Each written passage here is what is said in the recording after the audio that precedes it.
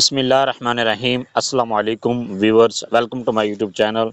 इस वीडियो में मैं आपको बताऊंगा कि आप किस तरह से prime minister youth laptop scheme के लिए घर बैठे ऑनलाइन अप्लाई कर सकते हैं। इस वीडियो में आपको step by step complete process करके दिखाऊंगा कि आपने किस तरह से अप्लाई करना है।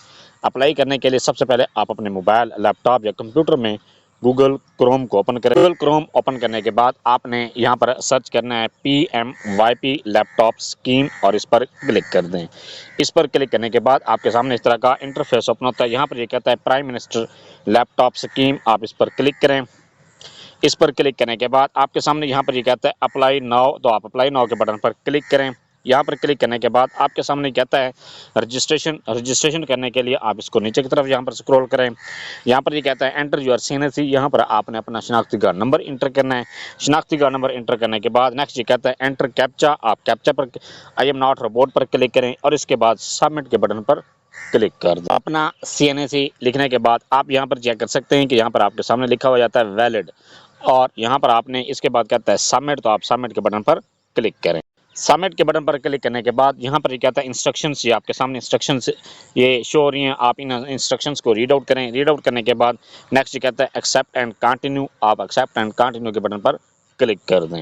एक्सेप्ट एंड कंटिन्यू के बटन पर क्लिक करने के बाद आपके सामने यहाँ पर ये कहता है new student registration for PM laptop scheme. सबसे पहले यहाँ पर ये कहता है पर्सनल इन्फॉर्मेशन, आपने अपने पर्सनल इन्फॉर्मेशन को एंटर करना है।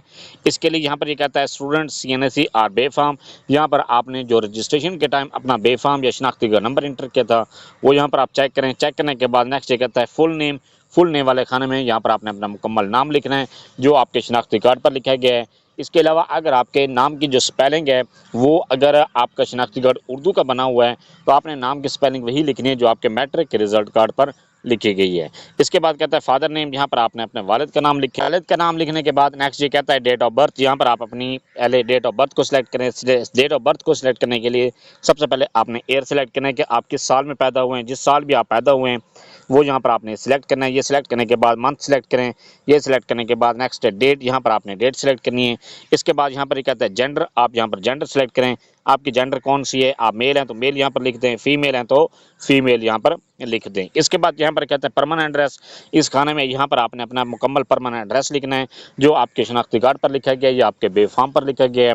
इसके बाद यहाँ पर ये कहता है प्रोवेंस डोमिसाइल प्रोवेंस, यहाँ पर आपने अपना प्रोवेंस सेलेक्ट करें। जो भी आपका प्रोवेंस है वो यहाँ पर आपने सिलेक्ट कर देना है। ये सिलेक्ट करने के बाद नेक्स्ट ये कहता है डोमिसाइल सिटी, यहाँ पर आप अपने सिटी सेलेक्ट करें। जो भी आपका सिटी है वो यहाँ पर आपने एहतियात के साथ सिटी सेलेक्ट करना है।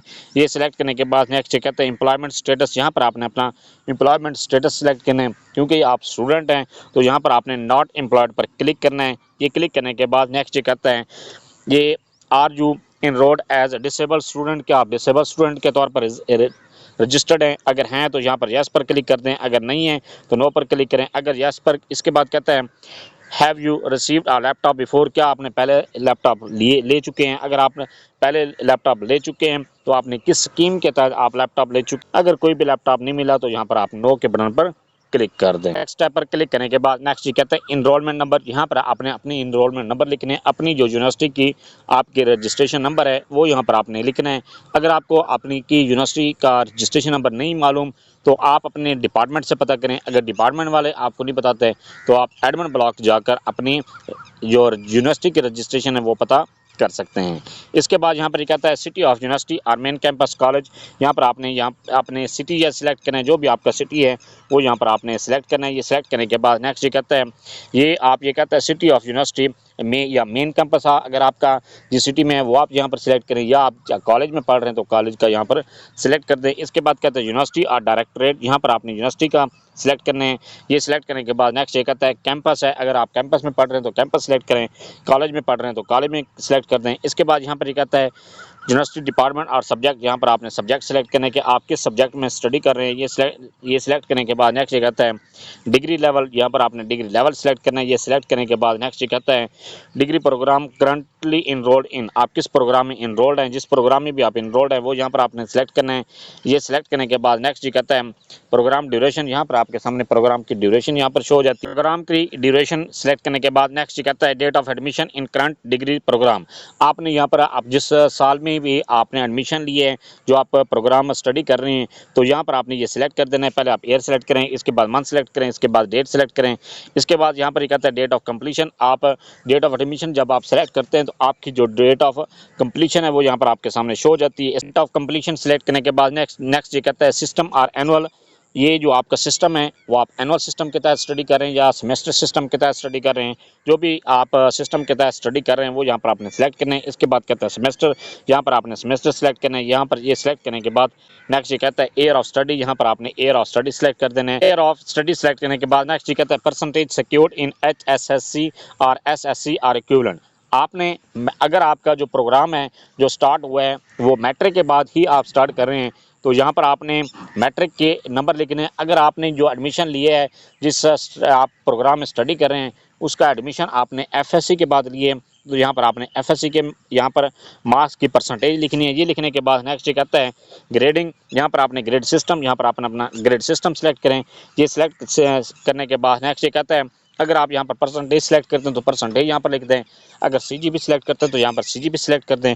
इसके बाद कहता है CGP और GPA इन लास्ट एग्ज़ाम, जो लास्ट एग्ज़ाम में जिस सेमेस्टर में आप स्टडी कर रहे हैं उससे पहले वाले जो आपने जिस सेमेस्टर में आपका अगर आप 5वां सेमेस्टर चाह रहे हैं तो चौथे सेमेस्टर की यहाँ पर आपने CGP लिखनी है। ये लिखने के बाद नेक्स्ट ये कहता है परसेंटेज इन लास्ट एग्ज़ाम, जिस जो भी आपकी परसेंटेज थी वो यहाँ पर आपने लिखनी है। ये लिखने के बाद नेक्स्ट कहता है नेक्स्ट स्टेप, आप नेक्स्ट स्टेप पर क्लिक कर। नेक्स्ट स्टेप पर क्लिक करने के बाद नेक्स्ट ये कहता है सेल फोन नंबर, यहाँ पर आपने अपना मोबाइल नंबर लिखना है। ये लिखने के बाद नेक्स्ट ये कहता है सेल फोन वेरिफिकेशन कोड।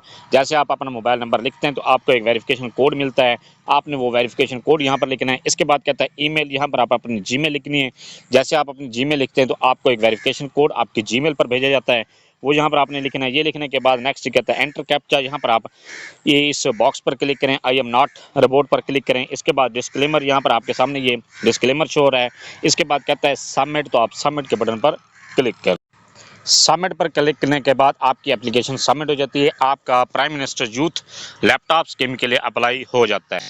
इसके बाद नेक्स्ट ये कहता है कि आपको ये पता कैसे चलेगा कि आप अप्रूव्ड हुए हैं, आपका स्टेटस अप्रूव्ड है या नहीं है, और ये सिस्टम किस तरह से वर्क करेगा। इसके लिए उसने ये कंप्लीट वर्क फ्लो दिए। ये कहता है वेरिफिकेशन वर्क फ्लो पर क्लिक करें। इसके बाद कहता है यहाँ पर ये कहता है prime minister youth laptop scheme phase 4। इसके बाद नेक्स्ट ये कहता है यहाँ पर ये क्या आपको कि फोकल पर्सन है, पहले आपकी जो एप्लीकेशन है वो फोकल पर्सन के पास जाएगी। फोकल पर्सन उसको जो आपकी यूनिवर्सिटी का फोकल पर्सन होगा, जो जिसको यूनिवर्सिटी नामजद करेगी, उसके पास ये एप्लीकेशन जाएंगी। एप्लीकेशन आपका जो फोकल पर्सन है डिपार्टमेंटल फोकल पर्सन वेरीफाई करेगा। वेरीफाई करने के बाद ये इसके बाद कहता है लॉगिन टू द पोर्टल, वो अपने पोर्टल पर लॉगिन करेगा। और आपकी जो इसके बाद कहता है रिकॉर्ड, यहाँ पर रिव्यू स्टूडेंट रिकॉर्ड, वो ये कहता है यहाँ पर वो आपके रिकॉर्ड को चेक करेगा। चेक करने के बाद नेक्स्ट कहता है परफॉर्म, यहाँ पर ये कहता है परफॉर्म डाटा करेक्शन। अगर उसमें कोई चीज़ करेक्शन करने वाली हुई तो वो आपको करेक्ट करके देगा या आपको वो आपको एप्लीकेशन को आपके पास दोबारा वापस कर देगा। इसके बाद यहाँ पर कहता है एकेडमिक डाटा, इफ पर्सनल और एकेडमिक डाटा करेक्शन रिक्वायर्ड। अगर एकेडमिक डाटा या पर्सनल इंफॉर्मेशन अगर आपके लिए रिक्वायर्ड हैं चेक करने वाली या उसमें चेंजिंग करने वाली हैं तो वो आप इसे चेक करवा सकते हैं। इसके बाद कहता है करेक्ट डाटा करेक्शन रिक्वायर्ड। अगर डाटा करेक्शन रिक्वायर्ड है तो वो आपको एप्लीकेशन को वापस रिटर्न कर देगा।